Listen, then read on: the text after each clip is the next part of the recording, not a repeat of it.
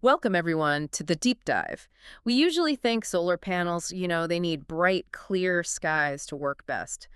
But what if that wasn't the whole story? What if they could keep going, even when it rained? Today, we're looking into a really groundbreaking idea that flips that script. It's called rain powered solar. Yeah, it's pretty fascinating stuff. Totally. An all weather energy technology. It combines sun and rain to generate electricity. And we're going to explore why a place like Little Rock, Arkansas is actually proving to be a really compelling case study for its potential. Right. The real innovation here is how these panels blend traditional PV cells. Photovoltaic. Exactly, the standard ones you see everywhere. Something called Tennings. That's triboelectric nanogenerator. Fixings. And what's really clever is how this Teng layer uses something called the triboelectric effect. Think of like static electricity when you rub a balloon on your hair. It's like that, but tiny and super efficient. Okay, I get it. So when raindrops actually fall and hit the panel, the friction generates an electric charge. Plus, there's this incredibly thin layer of graphene on top. Graphene, right, the wonder material. Well, its conductivity is amazing, and its structure lets it bond easily with positive ions in rainwater, things like sodium. And that creates another current. A pretty powerful one, actually. Wow. Okay, so the rain isn't just, getting in the way, it's actively generating power too. Precisely. That's a huge shift. And that leads us right to Little Rock. Why there? You mentioned it's climate, humid, subtropical, the cup and Sifa thing. Hot summers, humid, no real dry season, and almost 50 inches of rain a year. Why is that specific setup so good for this tech? Exactly right. Little Rock's climate with, 49.42 inches of annual rainfall on average is kind of ideal. Those long wet seasons just make harvesting energy from rain much more viable. Right. What's really compelling, like you said, is rain usually stops solar production or slows it down, but here it becomes an active asset. It turns an energy off switch into another on switch. Makes sense. And beyond just making power, the rain actually helps the panels. How so? Two main ways. Natural cleaning, for one, washes off dust and grime. That can boost the PV efficiency by maybe 3–5% after a storm. Oh, interesting. And second, it helps with temperature. Panels lose efficiency when they get too hot. Rain cools them down, offsetting some of that loss, especially in a place like Little Rock with its hot summers. Okay, so multiple benefits. Is there a real-world example of this?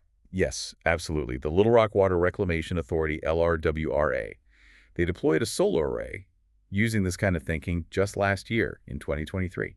And the results from that LRWRA project sound pretty impressive. I read they're seeing $100,000 in annual energy savings That's right. and hitting a 40% renewable energy mix, combining this with biogas they already had. Yeah. Plus an emissions offset equal to what, like 250 homes usage per year? That's significant. It really is. Shows the potential. But what about resilience? I mean, Little Rock gets some severe weather, right? Storms, maybe flooding risk.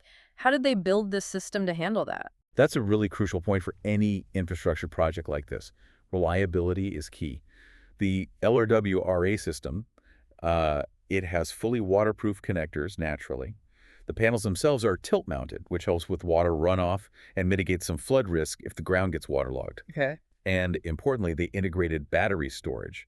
So even during big storms, if the grid flickers, their operations can continue uninterrupted. Battery storage is key. Absolutely. The big takeaways from this pilot. Hybrid systems, ones combining different renewables, really seem to maximize the return on investment, especially in variable climates like Little Rock's. And public-private partnerships were essential. They help manage those initial upfront costs. Speaking of costs, these hybrid panels, they must be more expensive upfront than just standard solar. They are, yeah. Currently, estimates for, say, a 5-kilowatt prototype system might be in the $20,000 to $25,000 range. Compare that to maybe $12,000 to $18,000 for traditional PV of the same size. Right. But the key difference is operational hours. These panels can generate power for many more hours per year because they aren't just limited to sunny days.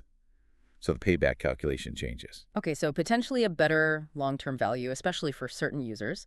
But it sounds like it's not quite ready for, say, my rooftop just yet. What are the main hurdles right now for seeing this everywhere? Yeah, good question. For broader adoption, there are a few barriers still. One is just limited commercial availability. It's still quite new. Two, the overall efficiency on a perfectly sunny day might still be slightly lower than a top-of-the-line dedicated PV system. You're adding Sure. layers, right? Sure. And three, there are grid integration costs and complexities, figuring out how to best manage power coming from both sun and rain sources. So what's the outlook? What's next in development? There's definitely exciting work happening. Researchers are experimenting with thicker graphene layers to boost the rain power output even more, and also modular designs. Imagine being able to retrofit existing solar panels with a Tang layer. That could make adoption much easier and cheaper. That would be a game changer. Absolutely. So while it's still evolving, this tech really aligns well with the strengths of a climate like Little Rock's. You could see maybe with faster R&D, this tech helping reduce the city's grid dependence by, say, 15–20% during those peak rainy seasons, perhaps by 2030. Yeah. For now, though, yeah, for most homeowners, traditional PV probably still makes the most sense financially. But for municipal projects, large commercial installations, places like LRWRA, they're ideal for piloting and proving out these kinds of cutting-edge hybrid systems. It really highlights the exciting potential for genuinely all-weather energy solutions, moving beyond just relying on sunshine. Indeed. And maybe a final thought to leave you with. As our climate patterns keep shifting around the globe, how might combining different energy harvesting methods, like sun and rain, maybe wind too, become, just the standard way we build truly resilient, self-sufficient energy systems everywhere?